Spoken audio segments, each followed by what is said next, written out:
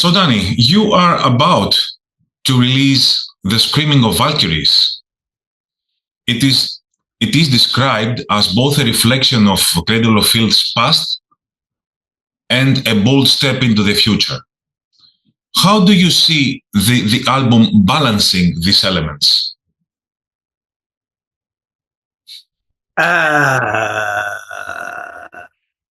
Hard question to ask, to be honest, being that close to it.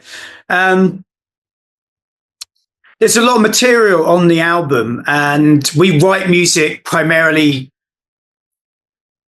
for ourselves, you know, and then for the fans, and don't really we don't really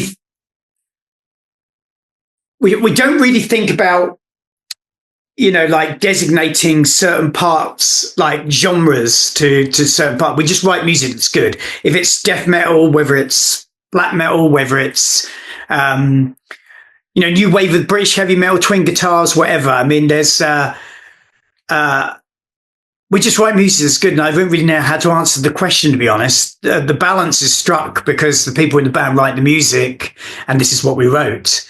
You may say that element may have come on board via having two new members in the band, or it may just be the outside influence, or it's hard to say. When you write an album, it's not done by numbers, and inspiration can strike you from any angle and can be anything. It could be nature, it could be world events, it could be literature, science, religion, the arts, cinema, music, you know.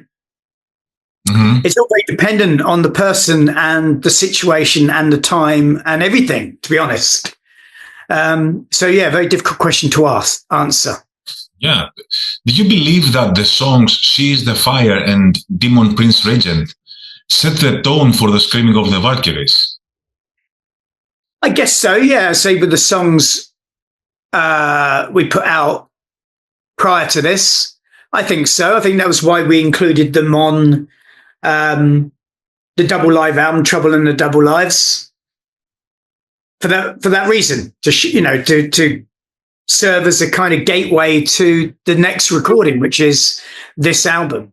One thing we did decide to do in our modus operandi to write a very catchy album was to dispense with the notion that we had to do a special edition. We didn't want to do that. People were moaning last time that the album was too long. And I was like, well, of course it's too long. And you bought into 16 minutes longer, you know. And we didn't want to have any bonus tracks sitting around, you know, for various territories. We just wanted to deliver a 9-track album, and each song on that album was very catchy, and just Cradle of Filth, whether it be fast, slow, melancholic, tragic, extreme, cinematic, whatever. So no intro, no designated intro, no designated outro, no advert break during the middle of the album. It's just what it says what it does on the tin. Yeah. Although your album, I would consider that something that makes sense after your last couple of albums is, let's say, the continuation of this. It definitely has some, it incorporates some influences from your earlier albums like Dusk and Her Embrace and Cruelty at the Beast. One can definitely listen to those influences from your past, from your own past. What aspects of those early records do you think that fans will recognize most? Again, I don't know. The thing is, it's all about interpretation, and if I set the tone, it may not agree with other people's sensibilities. By mentioning that, I think I was pertaining to atmosphere. There's the atmosphere when the songs are presented for writing. They contained the same feelings and atmosphere and tensions and just the same vibe as I was feeling when I was writing during that period. And they say things come around in cycles, and maybe it is just all heady nostalgia, but that was the vibe I was getting, and other people have picked up on it too. So yeah, but it's all about, how people translate the music, the lyrics, the artwork. When I was young, got into metal, and it was all about escapism, which it should be. Some of the albums didn't even have lyrics, so I would just garner my own impression of what the lyrics were about, what I could decipher. Coupled with the album artwork, it created a picture for me that stood the test of time. I still have. I recently, well, when I say recently, but over the last 20 years or so, I've been back and rebought all those albums that I got into as a kid. And yeah, that feeling that just stated when I first got those records is still there. And that's because it's strong and it's passionate and it's got a good vibe. And hopefully that translates from our record as well, and the people can make their own minds up about it. I hate sitting here and telling people, oh, this is about that, this is about that. I'm a person who, if I love a movie, I don't want to see how it's made. I don't want to know. I mean, I'm interested, yes, but I think the magic's pulled back from the curtain if you know everything about it, and that this actor did this then and this happened because of that. It's like, just fucking enjoy the film, crying out loud, Yeah. With Cradle of Filth now 14 albums deep in their career, do you feel the creative process is easier or more challenging compared to the early days? Well, the vibe is, the feeling is still here as a band. We still have the fire, but I would say it was more challenging just because we've moved through history, and where we may have inspired other bands after us, those bands have gone on and done things. And, the more people, the more bands, the more dilution, the more crossovers, the more subject matter has been tackled, not only in cinema and novels, but in music as well. So, yeah, I mean, to forge a singular identity that's current and original, obviously will get harder. I think we've attempted to do it.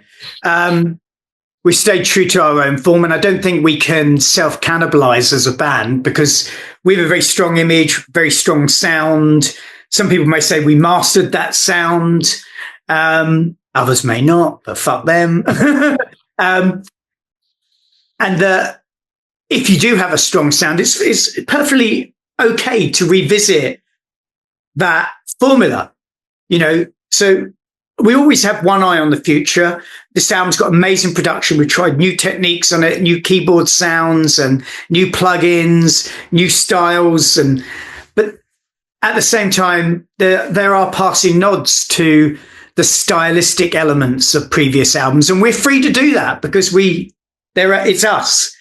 And I don't think you can, as I said, self-plagiarize or self-cannibalize your own band.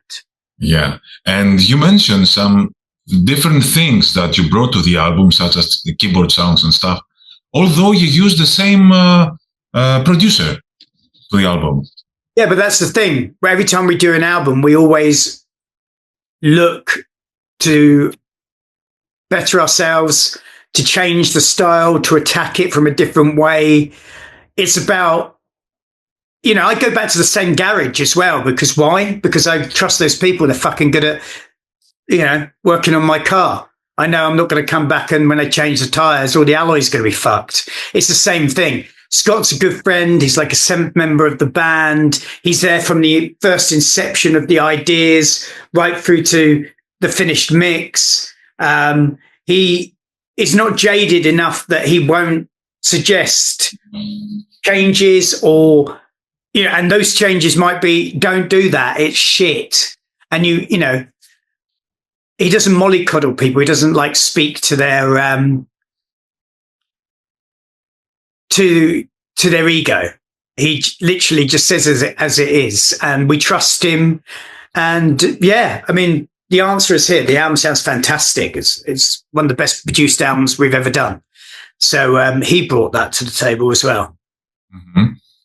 In the last interview we spoke about the struggles of musicians in the streaming era. Have things improved at all, or is it still as tough as before? Do you see any realistic solutions, though, for artists to get fairer compensation through streaming services? Who knows? I mean, it's money talks and bullshit walks. I mean, it's like all the climate goals we were supposed to reach, like many governments set out to reach a certain goal by X amount of time. I can't remember what it was in England for the majority of cars be electric. That's all gone out the window. You know, you get a dictator or two dictators start warring across the world. They're firing missiles at each other, sending, you know, like history back into the dark ages, leveling cities, setting oil fields on fire, raising prices. And suddenly everybody's forgotten about the climate. It's all about self-preservation again. Trump comes into administration. It's all about self-preservation. Make America great again at the cost of everybody else. Basically, it's like money talks, like I say. What was the original question? I just got fixated. Do you see any? Yeah. Do you see any realistic? Yeah, well, there you go then. Yeah, sorry. If things are presented to people for free, if people actually believe that music isn't a real entity because you can't physically pick it up, you can't physically cuddle it, then you'll never change people's opinion. What will need to change is that it needs to be regulated, and digital platforms need to pay the artists more money. They're making enormous fortunes. And I know the benefit of being able to access any music at any one time is great because you can discover bands, but you can do that anyway. You did that back in the day and it was more fun. You go to a record store, you read magazines, you know, you tape trade. Less immediacy means a little more intimacy with bands, like putting a CD in the car and listen to the whole thing as the band intended it. I find even myself, and I don't have any of that apart from an Amazon one, which came free because I buy loads of CDs on it. And even then, ironically, despite the fact that I fucking spend a fortune on physical CDs, they still won't give me access to half of them on my fucking Amazon account. It's ridiculous. If you know, but anyway, the point of it is that even when I do and I'm strapped and I can't, one set of headphones won't work with that because they've upgraded all the fucking functionality so that it's all obsolete now. You know, even like, well, back in the day when you'd be able to load things to iPods, it's all obsolete. All my stuff on my iPod has suddenly gone, you know, like, for example, my Bad Religion albums, 21 Bad Religion albums, all got the same album artwork now. And it doesn't find some things, it finds others. It's being rendered obsolete. It's going to a digital age. And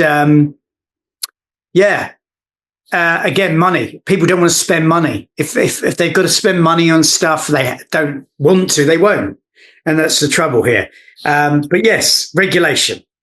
I don't want to bang on too about it because it kind of, again, murders this whole mythology of escapism and, you know, how cool bands are and the way they look and that. But it is a growing problem. And if you do want bands to exist in future and not be these AI drones, then things do have to change. And that's not just an idle threat. It's just a reality of the situation. The bands won't be able to afford to record albums, let alone go on tour or do videos or whatever in future.